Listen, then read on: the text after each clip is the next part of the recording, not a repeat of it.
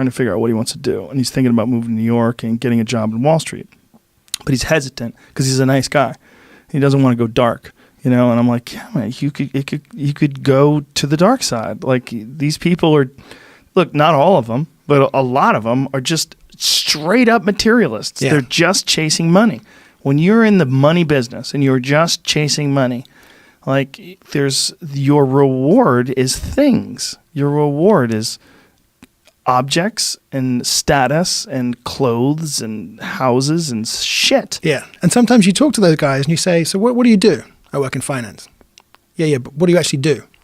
I work in finance. I'm very well rewarded, as you can see. Yeah, but what do you actually do? Oh, I look for fluctuations in international grain markets. Oh, congratulations. What an amazing thing to dedicate your life to, And if you just said what they do rather than what the reward was, right, you think, this is ridiculous. What a waste of your time. It is, but the status of being super wealthy for a lot of them is worth it because they don't have a passion, right? They don't have a thing. They're not trying to write a book. They're not trying to make a painting or whatever the fuck it is. They're just trying to make the money, and they're making the money, so everything is great. Yeah, they're doing coke and shots. If I pulled up here in a purple Lamborghini with a diamond-studded watch, I'd be like, look at this motherfucker. He must be robbing people. yeah, but not that many people would be that impressed. I think most people would think, what a tool. Yeah.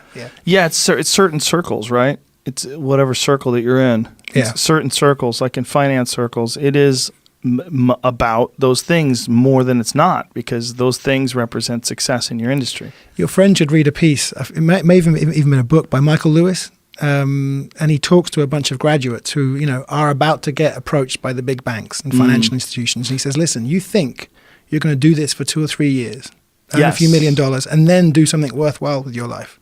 But what's going to happen is you're going to get seduced, and you're going to get the mortgage, and you're going to, and you're suddenly 20 years of your life will have gone by, and you'll think, what the fuck have I just done with this? Is the exact advice I gave him yesterday. The exact advice.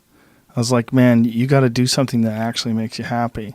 Don't get sucked into that. And he was saying, I was thinking of trying it for a few years. That's what they say.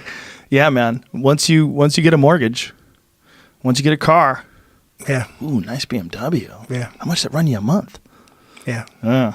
Oof. Fuck, man. Yeah. It's a strange thing too, the stock market, the moving around of numbers and looking for fluctuations in the market. And the fact that what drives me crazy is when you hear that people have gotten servers that are closest as possible to the market because the ping, because they're using algorithms, so that everything is done off of a computer program, and the closer they are, the quicker the transaction takes place, and it actually can be to the tune of millions of dollars. That's another Michael Lewis book, yeah. Oh, yeah. is it? Flash Boys, yeah. Oh, okay. Yeah, these guys figured out what was going on, and then they started a trading floor where there was so much cable that no one could benefit from those nanoseconds of advantage. And of course, the other banks tried to close it down, and it wasn't that popular. Jamie was telling me that there's a game called Fortnite that all the kids play, and they're moving to Columbus, Ohio, so they could be closer to the server. Not just there, but that's one of the places. It's right. Texas also, and others.